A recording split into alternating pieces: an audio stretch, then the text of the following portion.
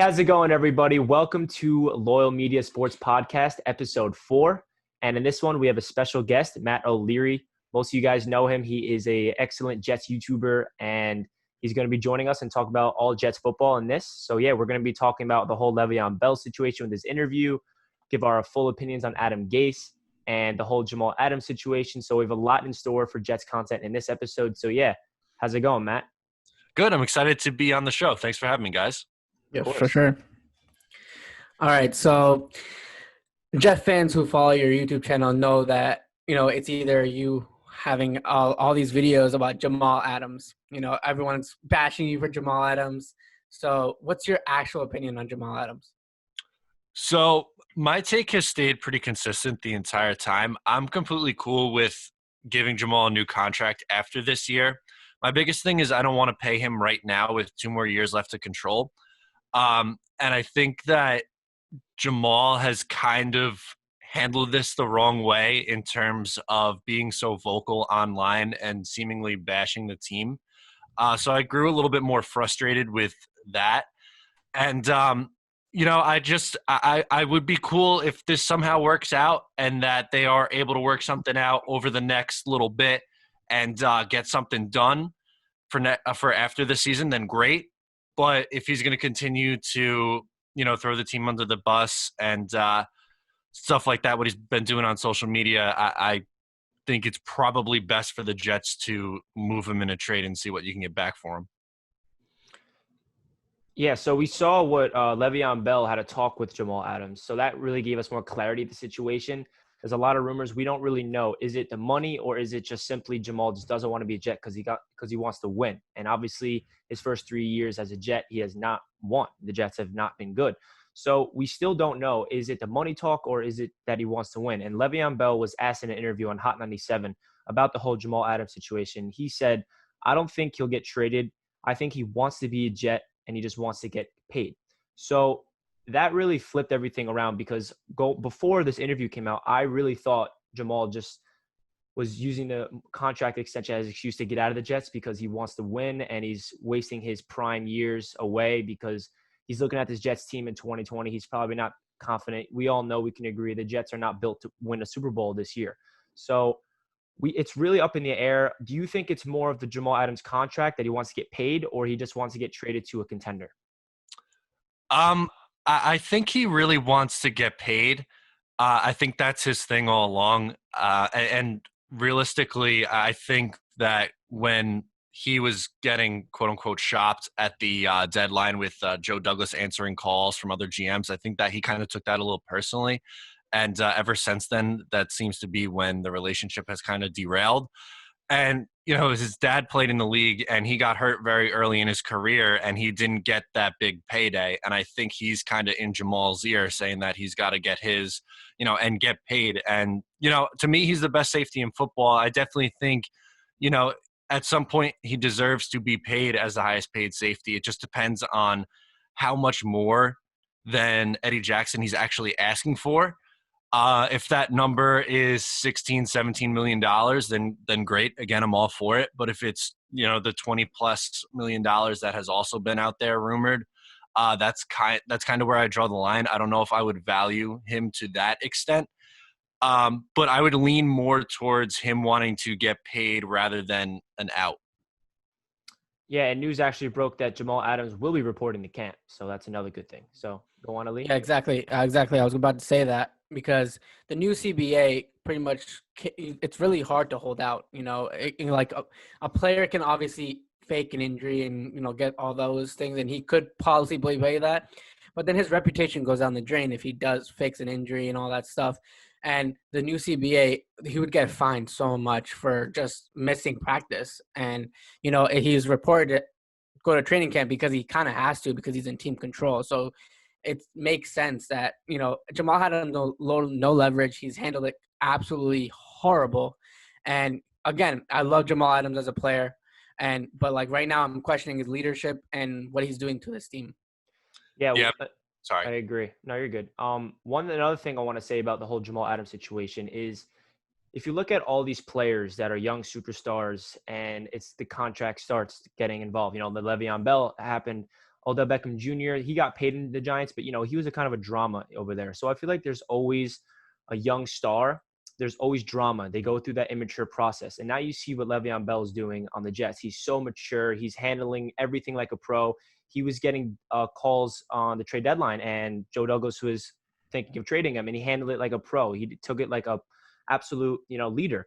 So I feel like Le'Veon Bell matured. And I feel like right now what's going on with Jamal could be a situation where, he's going to be immature. He's going to have all these situations. He's going to let the money talk. He's going to be on social media. But I feel like if the Jets do eventually extend him, all of this will be looked at in the rearview mirror. And, what Jamal Adams would be like, I was immature now. And now he can become more mature and become that leadership that we know him and loved him as his first 3 years of the Jets. I feel like that's another thing about this whole contract situation is there's a lot of players when they're really young and they're hungry for that money. They have to be a little immature, a little out there to get their money. So he definitely is not handling it the right way. I do not agree with the way he's doing it on social media, but I feel like if you do look at the past with what Le'Veon Bell did, and everyone looked at Le'Veon Bell as a villain, he holed out. Everyone in Pittsburgh started hating him, and then he went to the Jets, and now look at Le'Veon. He's just a pro, and he's just doing everything well you want in the locker room. So yeah, I just want to say that.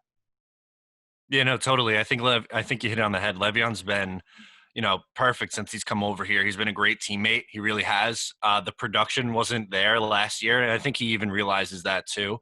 But I think, like you said, he's handled it perfectly. And, if that is the case, like you're saying, if Jamal somehow comes out of this, they sign him to an extension and he turns it around, then great. I still like Jamal on the field. That's not, that's never what this has been about. It's just I've been a little bit frustrated with how he's handled it, like you guys have said. But if he turns it around, then, I'll be willing to give him a second chance. Absolutely. No, back to Le'Veon Bell a little bit. So a little bit of story for him. I did a private event with Le'Veon Bell, and that was after the win against Dallas. So when he was there, he was pumped. He was like, finally a team win. He wasn't talking about himself. He was talking about a team. He was talking about how the defense was played well. Jamal Adams played well. Sam Darnold was playing lights out. Robbie Anderson was playing lights out. And, he was a team leader. Everyone thought he was going to be a cancer to the team. And, he's been nothing but that. Like, he's been everything that you wanted him to be. And, I hope he stays after this year. And I think he'll have a much better year, especially when he tweeted out that stuff yesterday. It pumped me up for the season a little bit. And, I think he'll have a much better season.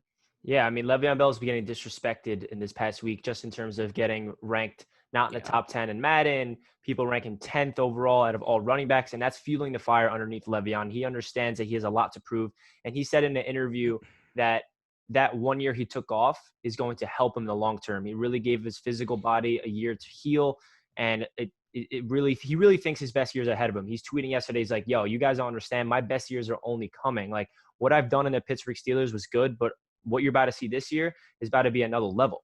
And another thing he said that I love, because he got asked about the Adam Gase giving him touches, all the situation with him and Adam Gase friction. He said, this is about to be so unbelievable. You won't not want to give me the ball. So when they asked him, how's that Adam Gase situation? Are you getting enough touches? And he said, listen, I'm handling it this way where I'm going to go out there, and when I get the ball, I'm going to make it seem like you literally have to give me the ball because that's how well I'm playing. So he has a chip on his shoulder to prove, and I'm so excited to see Le'Veon Bell play this year because with this new improved offensive line and second year in Adam Gase's system, this Adam Gase system is, even in Le'Veon Bell's words, the hardest offensive system he's ever have to learn. It's so complex. And for Sam Darnold to go into the second year and Le'Veon Bell in the second year and all the guys coming back, I feel like this Jets offense will take that next leap if everyone stays healthy. Yeah, I certainly hope so. And I love how Le'Veon's been handling this and the different quotes like you just said. He seems really motivated, which is, great because I think you can make the case that last year, Gase didn't maybe utilize him to, the right way or play to his strengths. And the numbers weren't there. But if he goes into this year with a better offensive line, like you said, they completely revamped the line. I do expect an improvement this year. And, hopefully I'm rooting for him to be brought back for a third year. That would show that, he had a really nice bounce back year this year. And it would just make life so much easier for Sam Darnold, which at the end of the day, I think that's the goal here. Yeah, like you said, with Sam Darnold, it all depends, ease up the offense a little bit. If Le'Veon Bell is the guy that, a new player and and that will just help Sam Darnold as much, and the offense look much better if Le'Veon Bell starts getting going, getting touches, and making Sam Darnold comfortable. Oh, yeah, it's all about that run game. I think if we establish a run game and Le'Veon Bell gets back to that prime Le'Veon, it's going to open things up for Sam because whenever Sam did a play action, it felt like the defense did not even bite because, like, they're like, oh, you're giving the ball to Le'Veon? This offensive line's that bad. We'll just tackle them back there. Le'Veon's not doing anything. They were not intimidated. So if we do get a consistent run game, that play action will open things up for Sam. Bootlegs running out. Sam Darnold's the best at moving on the run, in my opinion. So I think if they can establish a run game, that's the biggest element to opening up his offense because if the run game's going, that means the offensive line's clicking. That means they're protecting Sam. That's going to elevate the receivers around him. So, yeah, I think this run game is going to be the biggest element of elevating this offense in 2020 for sure. Yeah, for sure. Absolutely. I'm right there with you.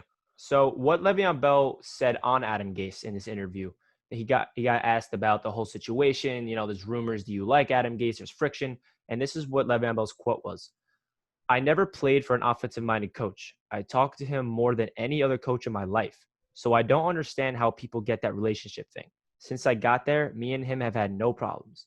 So obviously, there's all these rumors that Le'Veon Bell and Gase don't have a relationship. That just got thrown out the window because Le'Veon Bell just said, you know what? Like, I don't know where these rumors are coming from. It's not true. So what are your guys' thoughts on that whole situation with Le'Veon Bell and Gase?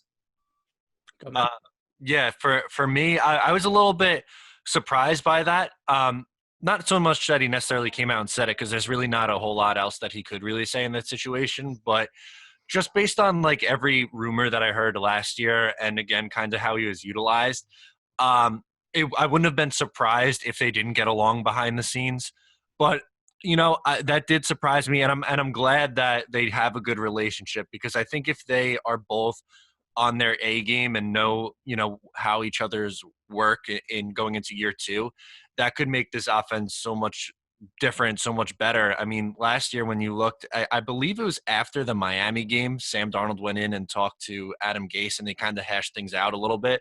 And the offense got better a couple weeks later after that. And I'm hoping that something similar can happen with those conversations that Le'Veon Bell and Adam Gase has had. Yeah, for sure. I think it all depends, all depends on Gase, if to see if he can listen to his star players, his leader, Sam Darnold, Le'Veon Bell, and see if he can get something going on the offense. Like we mentioned in a couple other podcasts, the defense is never the problem, of this team. The offense is always. And I think we have the talent on the offense, but we just need to put it together. And it all depends on Adam Gase. Oh, yeah, this is a huge test for Adam Gase. I mean, if we do not win, if this offense is just like it was last year, Adam Gase definitely is on the hot seat, in my opinion. The one thing about Adam Gase for me personally is all these players keep saying this is the hardest offense they've ever have to learn. So that tells you that he definitely has a creative mind. He has a deep playbook, and maybe their first year was hard for them to understand. So this is the season where all the players coming back on this offense understand the playbook more. Sam Darnold's more comfortable. This is Sam Darnold's first year going into his second season of not having to learn a brand new playbook. That's a huge deal for the quarterback. So, and when Le'Veon Bell was asked about Sam Darnold in that interview, he said, Sam's second year in this offense is going to help him out a lot. This offense is not easy to learn. Now he understands this offense. He will be way more comfortable. So even Le'Veon Bell's saying that. Le'Veon said this is one of his hardest offenses he's ever have to learn. So for Sam to go into Gase's system in his second year, he's going to be able to call audibles, hot routes, understand the defenses, read the defenses, because I feel like his first year, last year in 2019 in Gase's system, it was more learning the offense. And Darnold was out there thinking like, all right, wait, what was this play? I feel like in the second year, Darnold will be like, it'll be in his brain already. He won't be worrying about the plays. He'll have it in him. So he'll be worrying about scanning the defenses, the type of audibles, getting protection right. So I'm really hoping that they're really more comfortable in this Adam Gase offense. And I think it all comes down to Gase's play calling as well. Yeah, I definitely think that's huge going into this year. I'm hoping that makes a difference. Darnold's comfortability in the system for sure. Some things for me with Adam Gase, I think that and maybe it's because of Darnold's mono last year and he's kind of easing him back in. I'd like to see him do a little bit more RPO stuff and get Sam on the run a little bit. I'm not saying you have to turn him into Lamar Jackson or Russell Wilson or anything like that, but just get his legs moving a little bit more and maybe not have him in the pocket as much, because at times last year he seemed like a statue.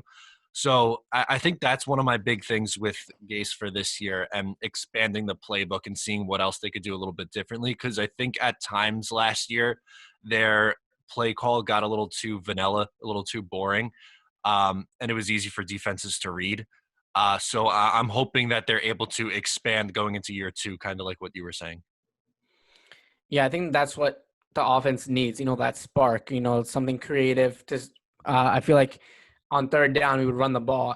When it's third and 4, we would just run the ball, and every defense would know that. I mean, especially even with Le'Veon Bell, the offensive line was not great at all. You got to be more creative than that. And I think Adam Gase is creative. As a whole, the hire, I wasn't for the hire at all at the beginning of it at all. I was for Mike McCarthy the entire time.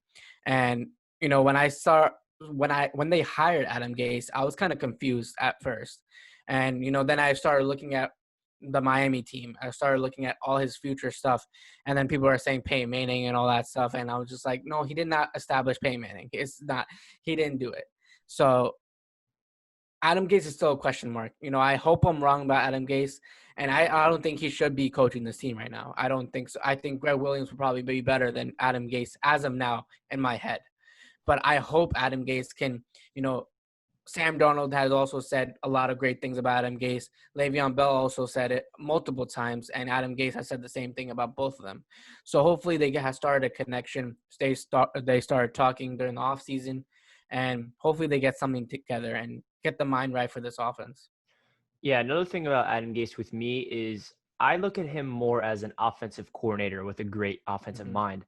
I don't look at Adam Gase as like a head coach, the guy that can galvanize the guys, be that leadership role. I feel like Adam Gase, yes, he has a great offensive mind. He's okay at play calling, and that's a guy you want as your offensive coordinator. A guy like Greg Williams, that's a guy that you want as your head coach, a guy that can galvanize the entire team, scream their head off, somebody that you want to play for. I feel like Adam Gase's personality is just so vanilla and so just like, kind of like Todd Bowles. Todd Bowles is another guy that I think he's a perfect defensive coordinator, but he's not a head coach. You know what I mean? So I think Adam Gase's system, we'll see how it is in the second year. You can't really judge an offensive-minded coach in his 1 year because they need to understand the system more. So this is definitely going to be a big thing. But I really want to see Gase's in this year. Yes, I'm looking at the play calling. I'm looking at the offense. But I also want to see his leadership qualities. I didn't really see that from him. I want to see him hyping people up in the locker room. I want to see guys like rooting for Gase, like want to play for him. And I did not really see that in his rookie year as a head coach. So that's another thing I'm looking at Adam Gase. Yeah, I'm right there with you guys. I didn't like the hire at all to begin with. He was probably, if not the lowest, in the bottom 3 of coaches that I was looking at for the Jets. And when the hire was made, I was definitely disappointed. And unfortunately, in year 1, a lot of the reasons why I didn't want him to be brought in kind of reared its ugly head. So I'm rooting that I'm wrong about this guy going forward. I hope he turns it around. I hope he develops as a play caller. I hope Sam takes that leap and the offense is, at least middle of the pack, somewhere in there. And if not, then I think you have to really start looking at how much longer of a leash this guy is going to get, because, you have a 23-year-old quarterback, a young developing quarterback, and if the offense is just stagnant again, I don't know how much longer you can allow that to continue. Yeah, go. That's the biggest problem too, because if Adam Gase does suck, and like if he's really bad, we want him gone.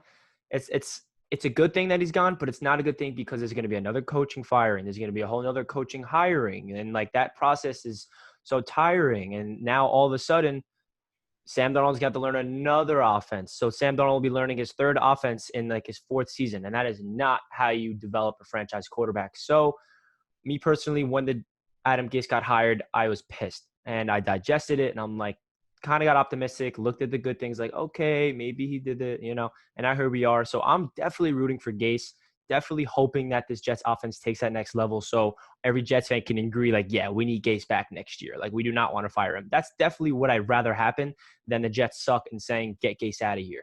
So like I said, was not a Gase guy when we hired him, but I'm still rooting for him. I'm hoping that this Jets offense can take that next level and we have continuity at that head coach position, because this Jets team is not going to succeed in that long term if we do not have a steady head coach. Like, look at the Bills with Sean McDermott. They found their head coach. He's going to be their guy for the next decade. He's a great guy, great leader. And Josh Allen has had continuity ever since he's been there. He's going to year 3 in the same system. And that's why I feel like Josh Allen has had way more success in Buffalo than Sam Darnold in New York, because there's no continuity in the Jets. And if they just fire Adam Gase, and if he sucks, yes, they should fire Adam Gase. I'm not saying they should bring him back just for continuity reasons, but definitely rooting for him to be good so the Jets don't have to worry about that head coach, because that is a huge issue if that happens. I hope Gase proves me wrong, man. I feel like fans are so disappointed right now. We want someone like Rex Ryan. We wanted some guy that all fans can love, and, he can see both sides of the field. Even though he was a defensive coach, he still can produce on offense.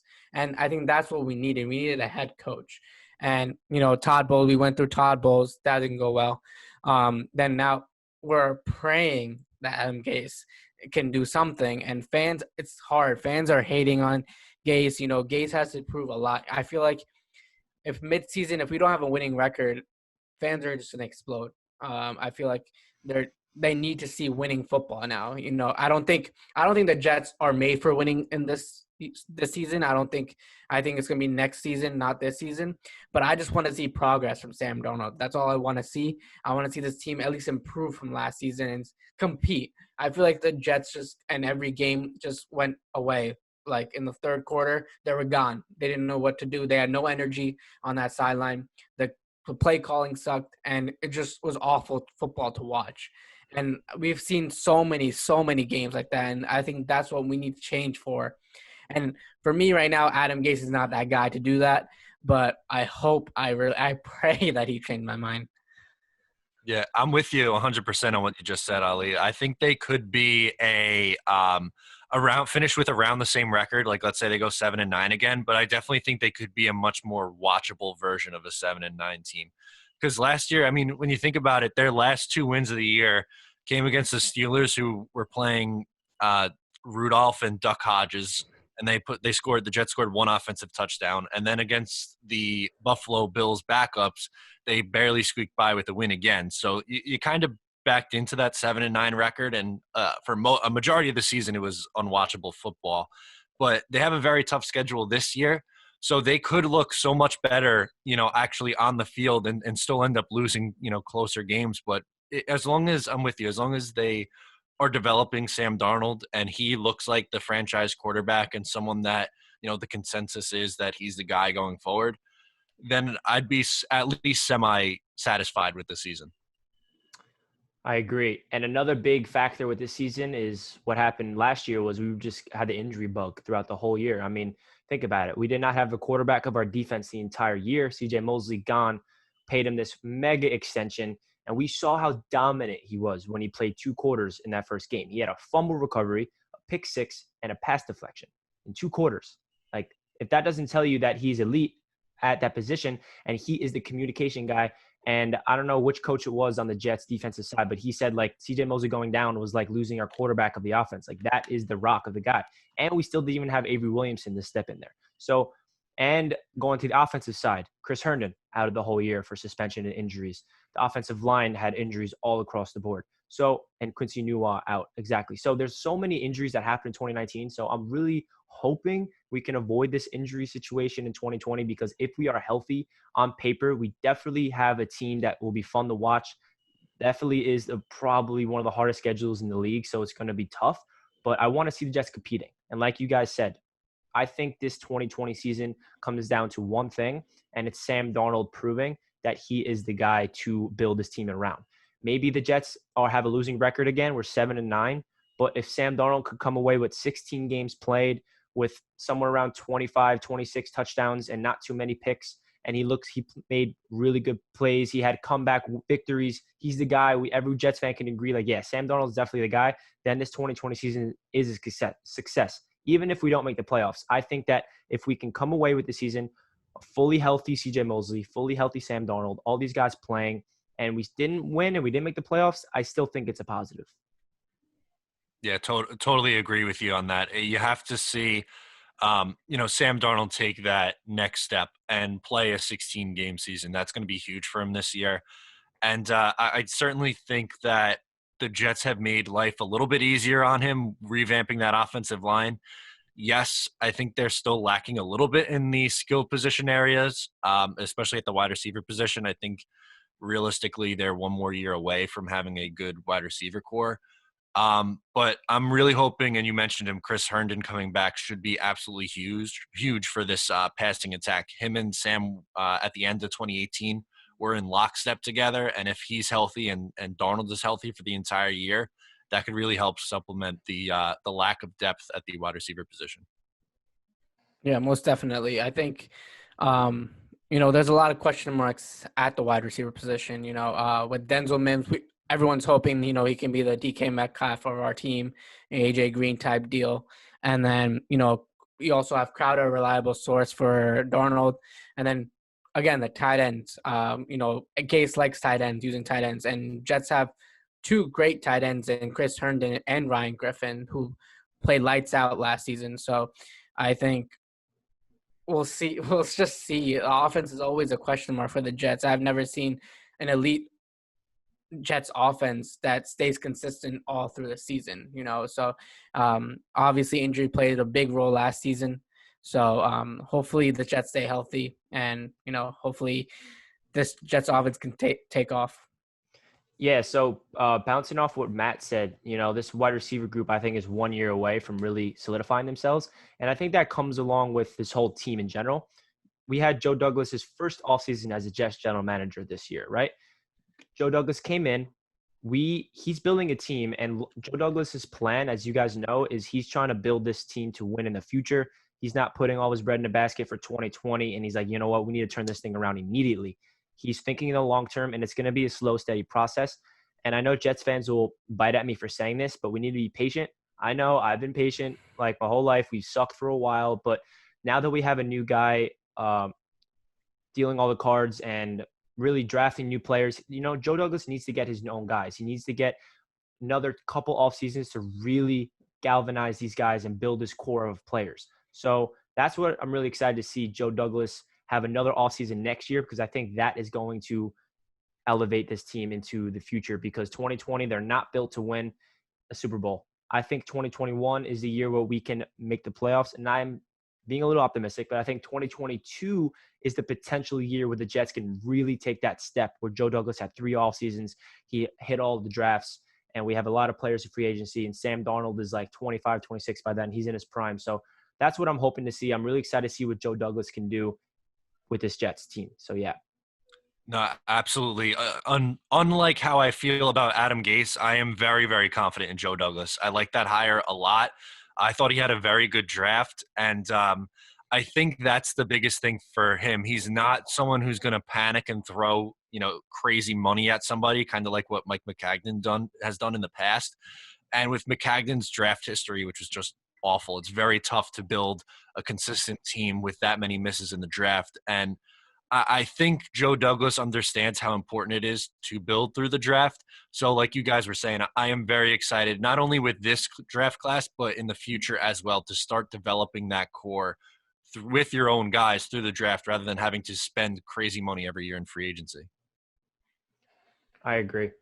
All right, so your final thoughts on, I think camp is supposed to start next week, I believe, right? They officially said that it's going to start. Rookies are coming on Tuesday, I think, and then next week, just all the players are coming next Tuesday, I think. So, so what are your thoughts on the full season? Do you think this is going to go through, and, how do you think this is going to play out? Yeah, I think they're going to do everything in their power to get a full season. It's going to be weird. I don't expect there to be fans in the stands and stuff like that. It's going to be very bizarre.